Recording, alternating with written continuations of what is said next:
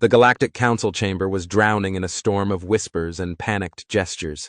1,000 voices, 1,000 languages overlapping, translating through neural networks, yet all carrying the same undertone, fear. High Commander Varrock stood at the center, his chitinous fingers gripping the podium like a man holding onto the edge of a cliff. His voice, modulated through universal translation, was strained but clear. Council members, we have a situation that defies explanation. An anomaly. A nightmare. A massive holodisplay flickered to life, filling the vast chamber with the image of an unassuming blue planet, its swirling clouds masking a world. That is Earth. For centuries, our probes classified this species as primitive, barely reaching their own moon, unable to harness quantum mechanics, and limited to crude chemical propulsion. We assigned them a Category 2 civilization rating. The murmurs grew louder, disbelief thick in the air. A reptilian delegate from the Kryn Dominion clicked his talons against the table. What could they possibly have done to warrant an emergency session? Our stealth ships have observed them for cycles. Their capabilities are nowhere near ours. Varrock hesitated. His compound eyes, usually expressionless, reflected something foreign to his species, dread. With a flick of his wrist, the display changed, now showing a fleet of missing warships. They're warships. This is Task Force Theta, a battle fleet of 30 warships equipped with the latest stealth technology. They were sent to observe, assess Earth's defenses, and if necessary, begin tactical preemptive strikes. We lost contact within 6 planetary rotations. No distress signals. The Kryn delegate scoffed. Impossible. Even if they detected one ship, impacting an entire fleet would be beyond their capabilities. There must be another force at play. Another empire interfering. No, Varrock cut in sharply. There were no external forces. The humans did this. And they didn't just impact our ships. He waved a hand, and the holodisplay zoomed in. The chamber fell into silence. Floating in the void of space, in perfect formation, were 30 galactic warships, intact, functional, and broadcasting a new identifier on all frequencies. Earth Defense Fleet. For the first time in history, the Galactic Council felt something they had never associated with an underdeveloped species. The recording changed again. A transmission flickered onto the screen.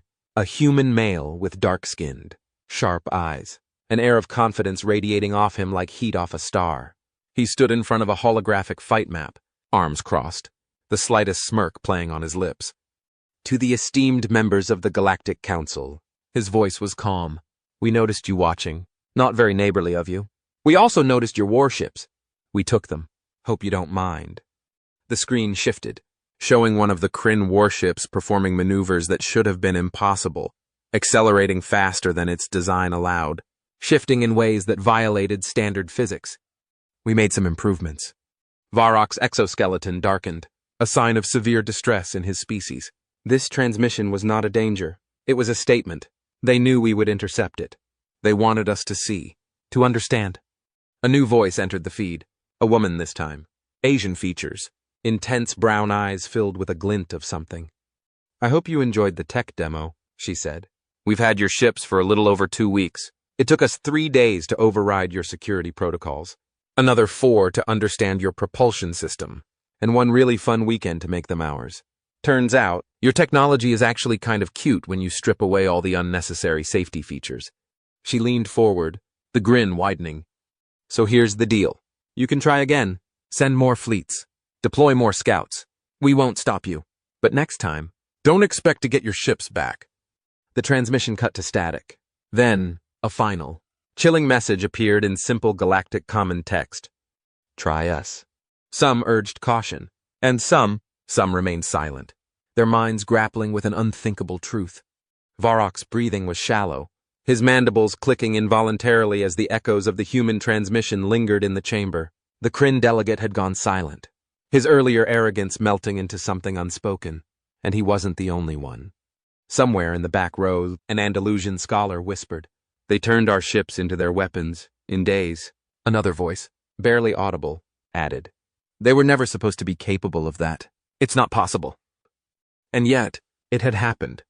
Varrock straightened, his voice forcefully controlled.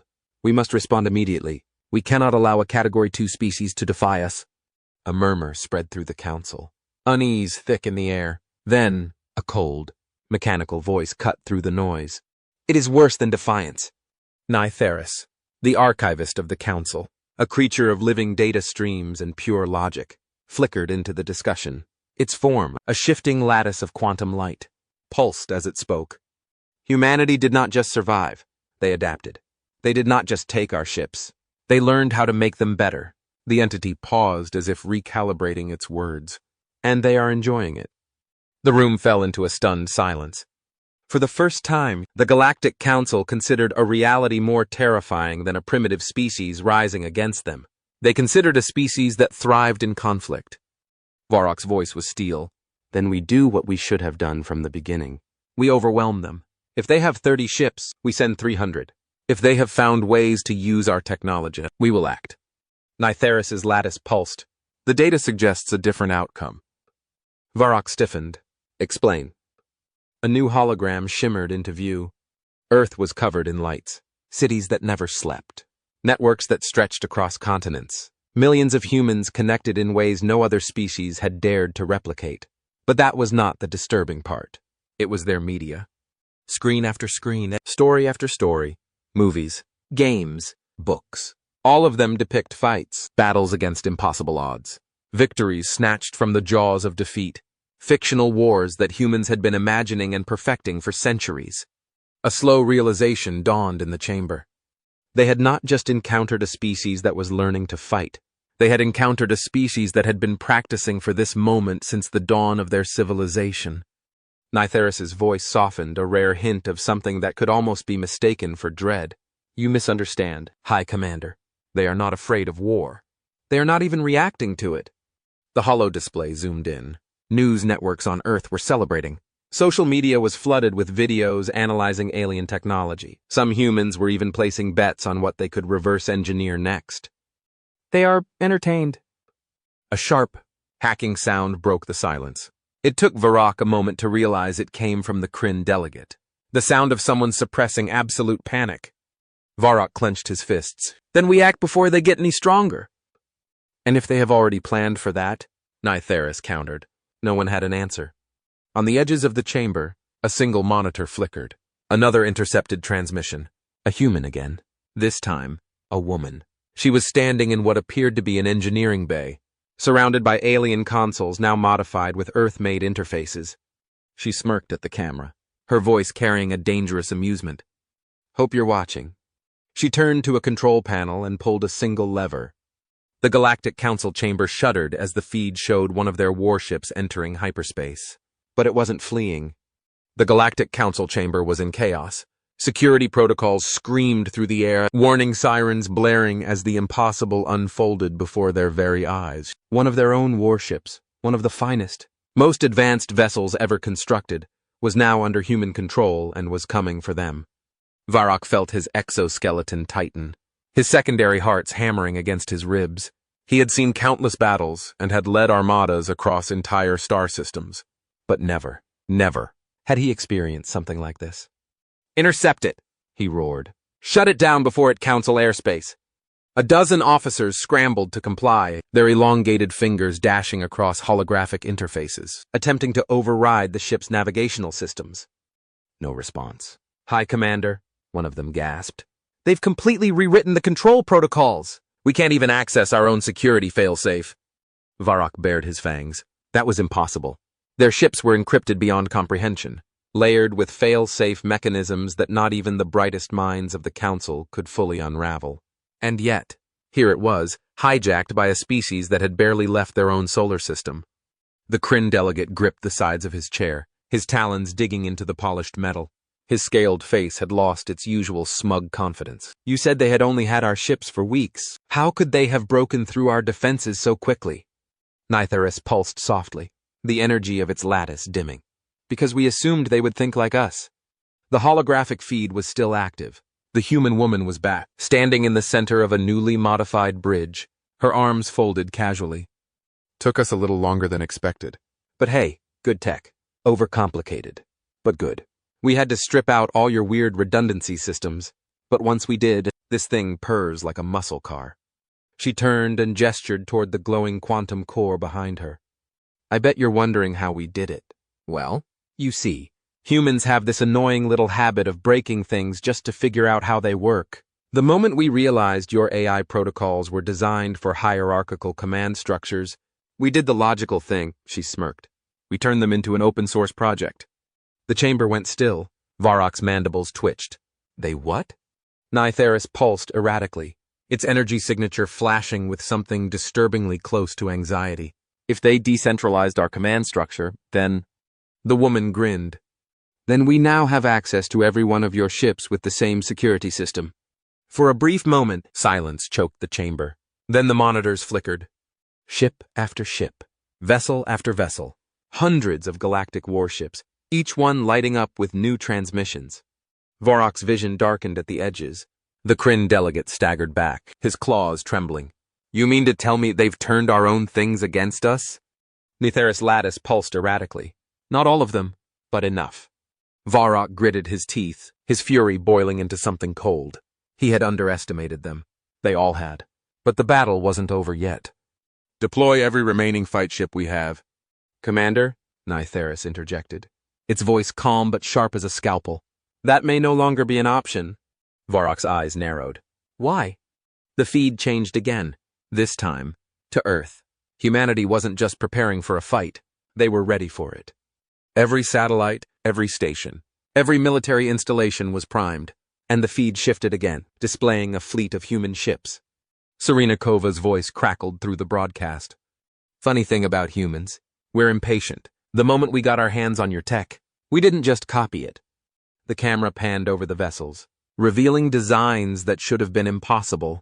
They weren't like the Council's ships. They weren't sleek or symmetrical. They are a fusion of alien quantum mechanics and human ingenuity. We made our own, Varrock's breath hitched. Serena grinned. And we're just getting started.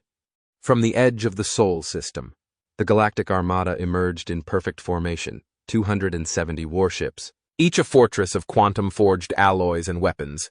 The fleet moved with the precision of a species that had never lost a war. And yet, for the first time, they hesitated. Because opposite them, waiting just beyond Earth's gravity well, stood a fleet that should not exist. Human ships. They weren't elegant. They weren't uniform. They were chaos incarnate. The Council warships had been modified beyond recognition, their hulls reinforced with materials that should not have worked, yet somehow did. Their energy cores, once balanced for stability, now surged with unstable power, brute-forced into yielding more output than they were ever designed for. And then there were the new ships. They were unlike anything the Council had ever seen, Frankenstein monsters of steel and alien circuitry, retrofitted with human ingenuity and disregard for every engineering principle that had governed space warfare for millennia. They had none of the aesthetics of the Council's sleek destroyers, none of the predictability of ships built by species who followed rules. These ships had no rules, and neither did the humans piloting them. Varrock stood at the bridge of his flagship, claws tightening behind his back. It didn't make sense. Humanity shouldn't have been able to build ships like these. Not this fast. Not with this level of lethality. But then he remembered. These were not a species of patience. They were a species of reckless leaps. A deep, gravelly voice cut through the tension, crackling across all frequencies. Galactic Armada. This is Admiral Ilias Vance, United Terran Command. You've come a long way. Varrock exhaled, mandibles clicking. Begin act. The order was given. Every single warship in the Armada prepared its weapons. And that was when everything went wrong. The first thing they noticed was the silence. Nothing happened. Because the humans had already impacted their ships before the battle even began. On every Council warship, targeting systems glitched. The firing sequences froze. Engines stalled mid-charge. It was as if the very laws of physics had betrayed them. And then, the human fleet moved. They didn't act in predictable formations. They swarmed. The warships dove first, twisting in ways they were never designed to. And then came the new ships unorthodox, fast, aggressive. They didn't evade fire. They absorbed it, redirected it, and turned it back against their enemies. Varrock barely had time to register the absurdity of what was happening before another voice crackled through the system. Oh, by the way, Serena Kova's voice was light, amused. We rewrote your entire fleet's security protocols about 5 minutes ago. Probably should have invested in better firewalls. The Kryn delegate's voice shrieked over the council's internal comms. They're inside our systems. Varrock refused to accept it. It wasn't possible. But then, one by one, council warships turned against them. Across every galactic frequency, blasting through every open comm, through every bridge and cockpit, through every species in the fleet, came a sound so alien, so terrifyingly absurd. Varrock's voice snapped. Activate emergency jump! Retreat! Retreat! But no jump engines fired. No hyperspace windows opened. The humans had thought of that too. The feed cut in again, and this time, Elias Vance was leaning back casually in his chair, arms crossed over his chest, grinning like a man who had just won a bet he was never supposed to win. We saw that order coming about an hour ago, so, fun fact, Serena figured out how to disrupt your quantum drives. Pretty cool, right? Serena's voice joined in, bright, cheerful. You guys should really diversify your energy signatures. Makes hacking way too easy. Elias' voice turned. We could finish this. Right here. Right now. The Galactic Armada, one of the most powerful forces in the universe, was helpless. You came to our home and thought we were primitives. But you forgot one thing. We are human, and we never stop learning. Varrock stared at it. The battle was over. Humanity had already won. Elias Vance leaned forward in his captain's chair, arms resting casually over his knee, his expression unreadable. You're leaving now, Elias said, his voice steady. And you're never coming back. Varrock's throat tightened, rage and disbelief warring inside him. He should have fought back. But he didn't, because deep down he knew the truth, because humanity would be ready. The Kryn delegate's voice rasped through the council's private frequency. High Commander, we need to retreat. His voice cracked with something that sent a shiver down Varrock's spine. Absolute fear. The Kryn never feared. Varrock swallowed his pride, turned to his bridge officers, and uttered the words that would haunt the Galactic Council for centuries. Stand down. The order rippled through the Armada. One by one, the once invincible warships powered down their weapons. Their jump drives, previously locked by human interference, were suddenly released. A parting gift. Elias smirked. See? We're reasonable. Serena Kova appeared on the screen beside him, arms folded, eyes sharp. But let's be clear, next time, we won't be so nice. And for the first time in galactic history, an empire didn't just retreat from battle,